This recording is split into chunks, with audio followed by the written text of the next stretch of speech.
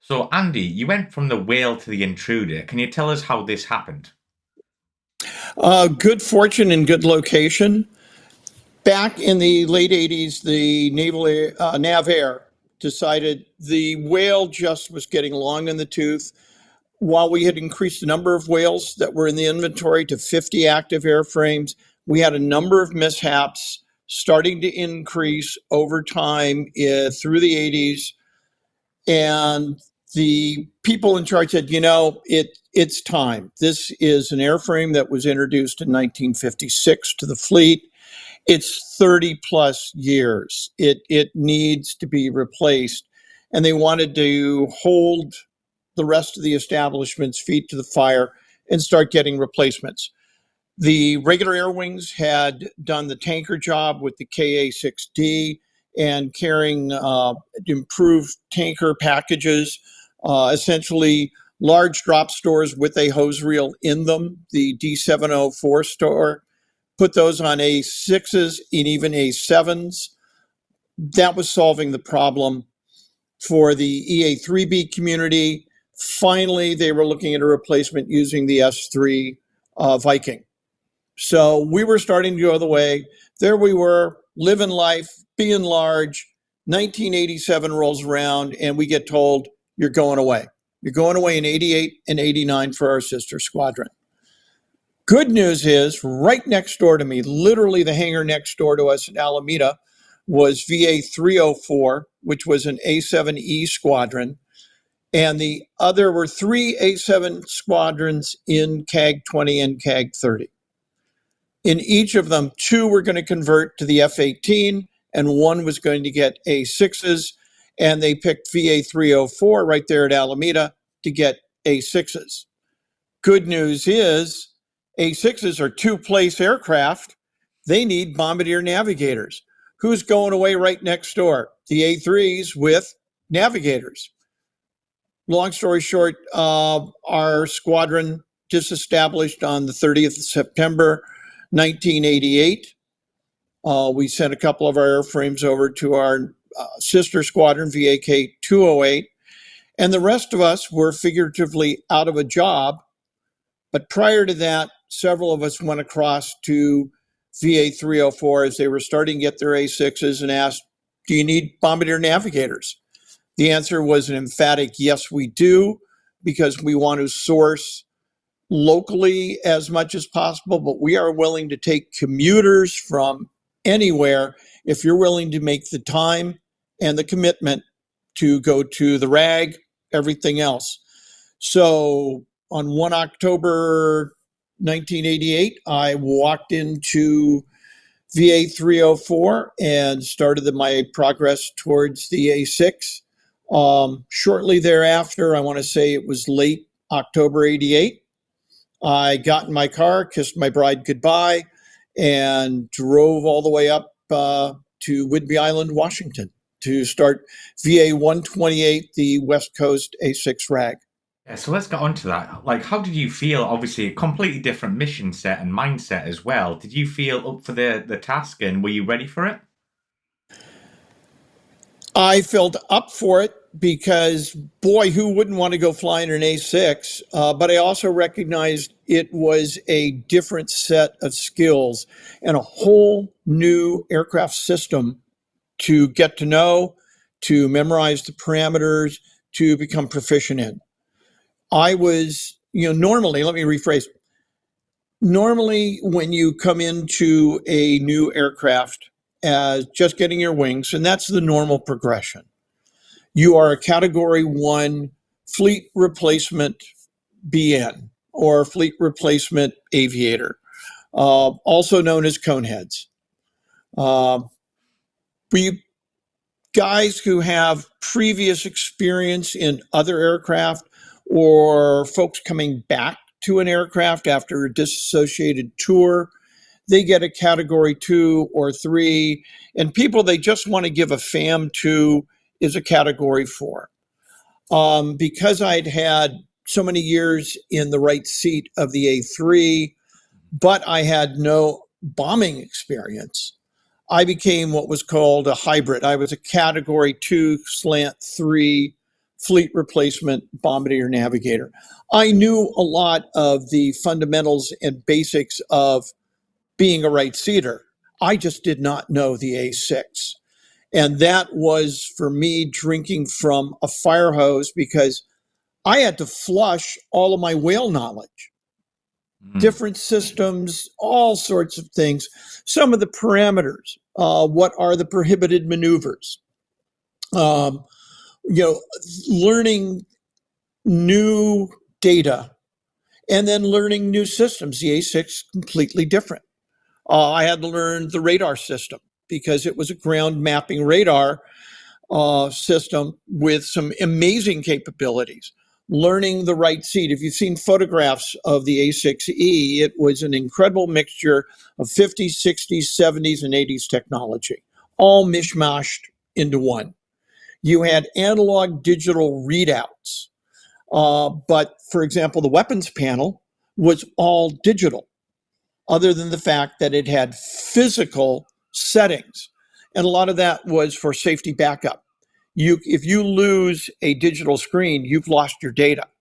You get rolling digital, or excuse me, analog readouts, you've got that. The classic, if you remember the flight of the Intruder, the center pedestal that the BN uses to put in latitude, longitude, elevation of the next waypoint or the target, and he's kicking it.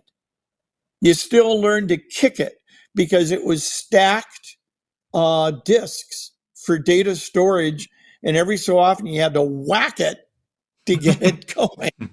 And that was on the other hand, we had the target recognition attack multi-sensor, the tram turret that people have seen, that had a forward-looking infrared that was maneuverable, a laser for laser range finding, and designation. And that was an incredible piece of late 70s into 80s kit because they kept improving it. So not only did I have a radar screen that kind of gave you the God's eye view, it was a classic B scope, although you could use the back and forth A scope setting on it. Very accurate, absolutely great. And you could, by using the systems, hand off to the forward looking infrared, which would go, oh, you're painting that target you've identified. Oh, there it is. And you hand off to that FLIR. And now you're tracking it in the crosshairs, in the FLIR, turn on the laser to get the exact range. All that data goes to the weapons unit, which sends information to the pilot side. The pilot on the A6 had one of the very first pilot's PFDs. It was head down display that gave him, among other things, an artificial horizon, a indication of where the aircraft was headed, and in 7 separate segments, a profile of the terrain following radar antenna was looking at. And so he's looking at essentially a visualization of what's out ahead. I'm looking down at it, the two of us working together to get us through terrain following to the target. And he had an indicator on when to pull the trigger, which was called a commit switch. And that committed the computer to drop the bombs precisely. And that's how the A6 got its incredibly well-known accuracy. And then later on, when we went to laser-guided bombs, especially, although it was developed in Vietnam, really came to the fore in Desert Storm. That's what gave the A6 such incredible pinpoint accuracy. So it was a whole lot for me to learn fast. Most category ones go through in 6 to 8 months. I did it in, I think it was about 12 weeks, November, December, January, and mid-February of 89. I rolled out of the RAG as an ostensibly NATOPS qualified full-up Bombardier Navigator. But the caveat to that is, since 304 brought in cadres of folks, and we had a mixture of bombardier navigators. We had us old whale guys we had the knowledge equivalent of a freshman first year nugget BN. So we had a very steep hill to climb. For our rank, we didn't know squat.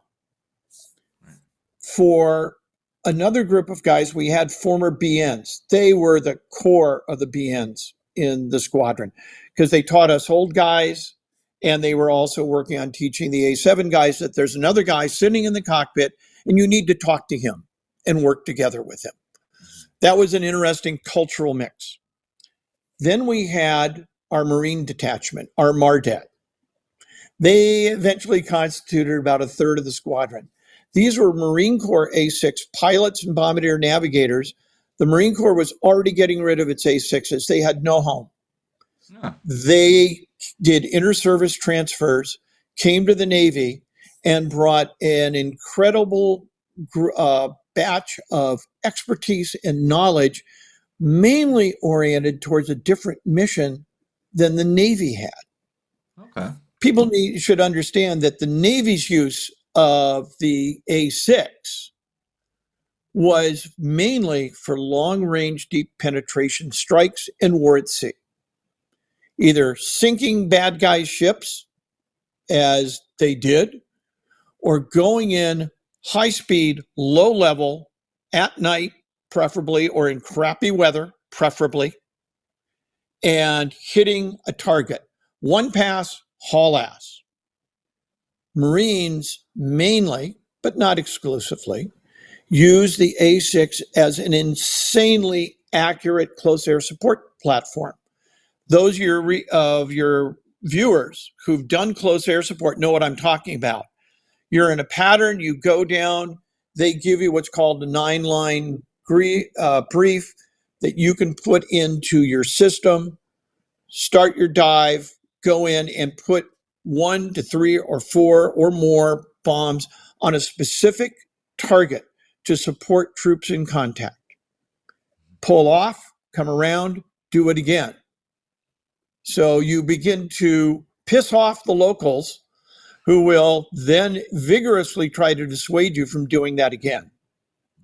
Different mindset.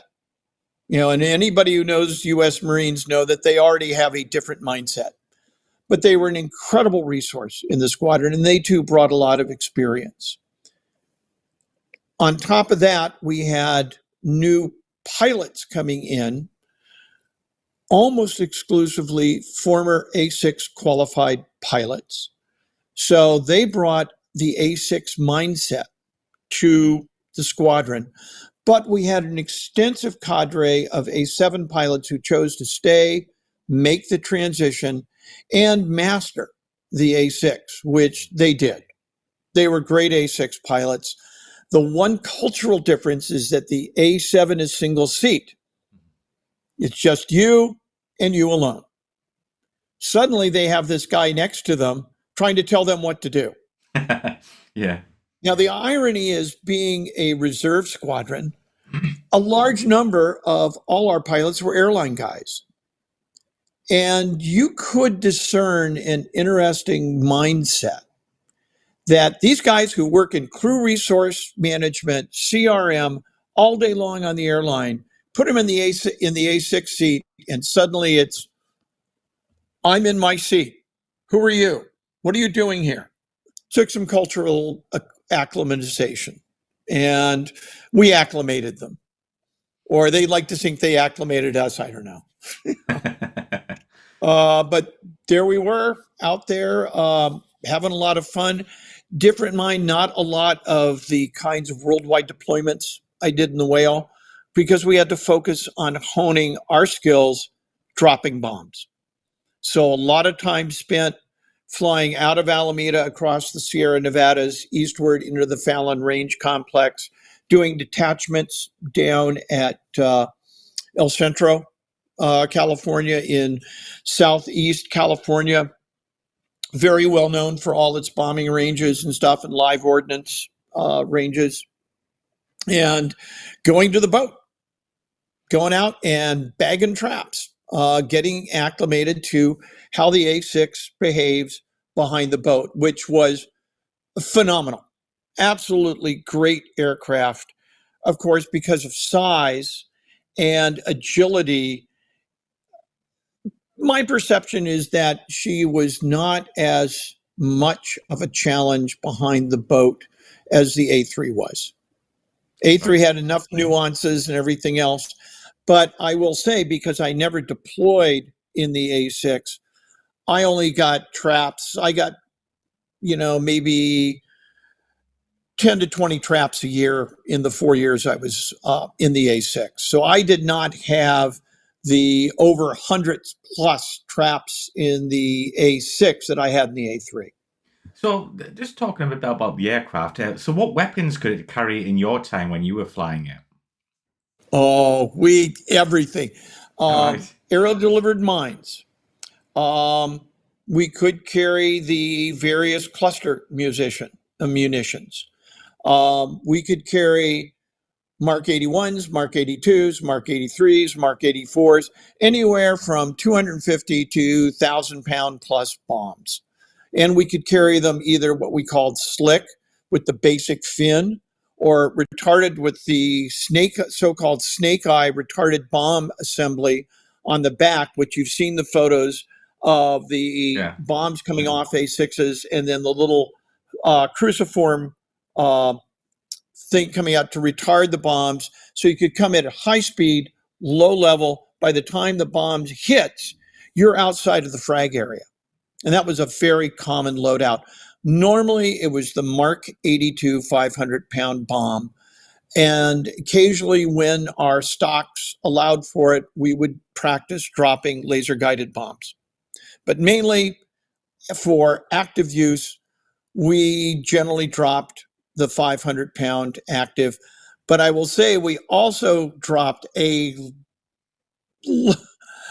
buttload of the Mark, what is it, Mark 76, 25-pound blue bomb, a little Oh, smoke yes. charge.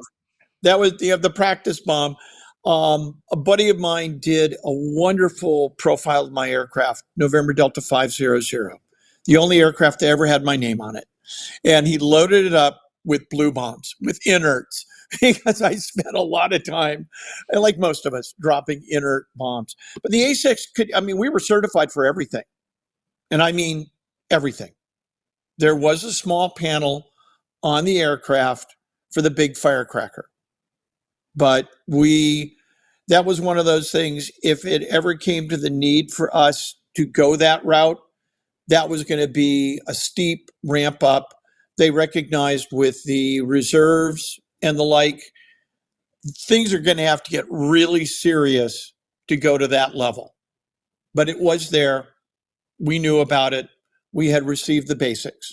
Yeah. Uh, we'll leave it at that. I mean, we were, for all the scenarios that the Navy was envisioning from the Cold War and into Desert Storm, for example, we were dropping conventional ordnance of various sizes, shapes, and descriptions. And that's what we trained to do. I always thought this, Andy. Why did we need? What? Why did I guess the U.S. Navy need the A6 and the A7? Because they seem like they have like very similar roles, similar size. Why did they need two jets to do a similar role on the carrier? Oh, actually, wildly different. Okay. The the Slough, the A7 replaced the A4. That's your basic light attack aircraft to go into very agilely, maybe smaller. They're not a deep penetration aircraft per se. Ah, right. Okay. They're there to go sometimes to do close air support, light strike, stuff like that, and to help with war at sea. They were an effective war at sea, and they were able to shoot anti-radiation. They were harm carriers. You could use them in an air wing planning scenario to help kinetically do suppression of enemy air defenses. So, as a strike planner, I would look at where am I going to use the A7s or the Hornets to help augment the Yeah. jamming from the EA6Bs. Well, now I've got harm shooters, so I can shoot these radar guys in the face. If they radiate, they're getting shot in the face. And I've got the EA6Bs, which also were harm capable. A6, that's the time you go in and you start working at decapitation strikes. Deep, go in, find what we would call the critical nodes. This was all part of the strike planning stuff that I got in the A6 reg. You analyze, okay, where do we want to schwack these guys?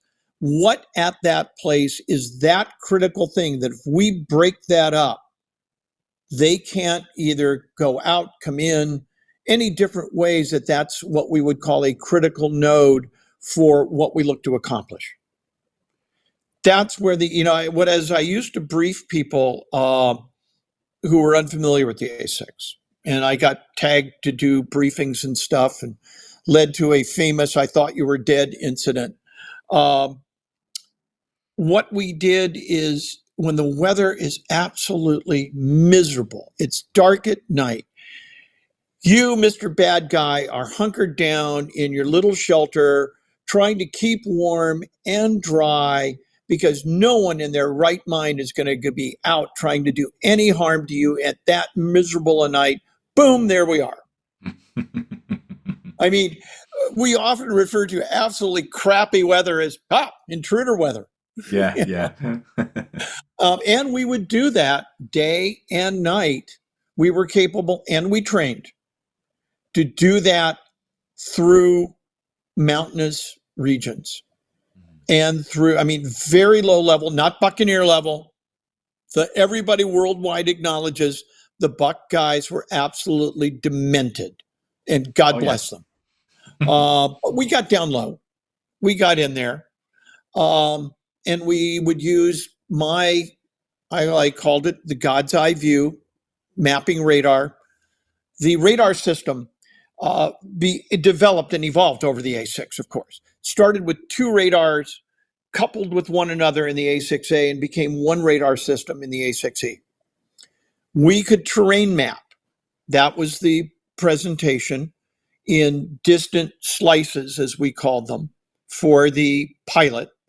So he's looking out, as it were, on his head down display out forward. I'm looking down, the two of us working together manually. We didn't have the automatic terrain following like the F-111, like Mickey's Varks.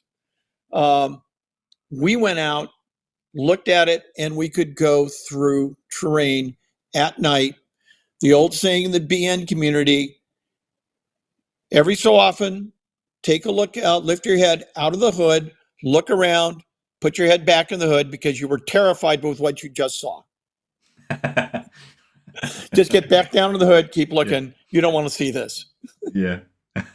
So it was the deep penetration. It was also the platform that could go way out, get a paint, get a lock outside a weapons range of an enemy vessel, and launch a harpoon, launch the munitions outside of weapons engagement range, and hit that guy. Operation Praying Mantis is an excellent example. When we got sick and tired of the Iranians dropping mines all over the place in the Persian Gulf, we went out and whacked them. And they did it outside the weapons engagement range because they could. The strike on Lebanon, which a very good friend of mine participated in. Same thing, we were going over land, but we had targets and we knew how and when. Now, did we lose an aircraft? Well, yeah, it's combat. Aircraft losses occur. And it's an interesting footnote to note that I went out of an aircraft, which I think one of your commenters mentioned the all three dead moniker from the early history of the A3, and it's non-operational losses and its operational losses. Lost 46% of all airframes, something like that in the A3. A6s lost 48% of their airframes over the course of its long history. Or 48% were involved with major accidents, including lots of combat losses, Vietnam. So it's part of the business. It's part of what happens. Yeah. So we recognize that, and you want to minimize the ability of bad guys to whack you, and part of it is low level, night, all weather, terrain following, or staying outside their weapons engagement zones and still being able to kinetically deal with them. And you mentioned the Buccaneers before, so I'm going to ask this now. Did you ever work with other nations? And specifically, did you work with any of the Buccaneers, or did you get any exchange guys over there? Oh God, I wished. We all wished. I did work with a guy who went on to get a certain level of notoriety in the Tornado. Bodger. Was it Roger Whittier? Roger Whitaker? I can't remember his last name. He was a squadron leader. He was at VA 128. He was a backseater, and he was just absolutely fabulous. And I think he'd had buck time before. Yeah, most likely. We all wish, God, yeah, it'd be great to work with the Bucks, but opportunity never presented itself, sadly. But I want to talk about the cockpit as well, and Yeah. obviously, what was air-to-air refueling like? Because obviously, it's famous for that like Oh, yeah. prove a hazard in the cockpit. Funny you should mention. Um, through, I think Grumman did this because they hated us. If you had a lot of times, if for some reason you had a basket issue, that basket would roll up, roll right, and smack right into the BN's windshield. Mm. Fortunately, the couple times I had that, nothing bad happened other than some scraped paint.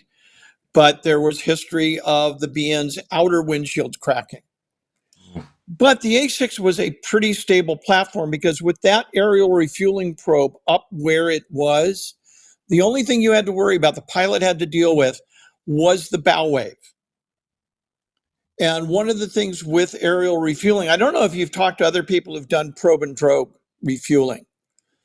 And that is the issue. If you look at the people who do boom refueling, that is, you bring your aircraft up and you rock hard, stabilize, and let the boom fly into your receptacle. Exact opposite in probe and drogue.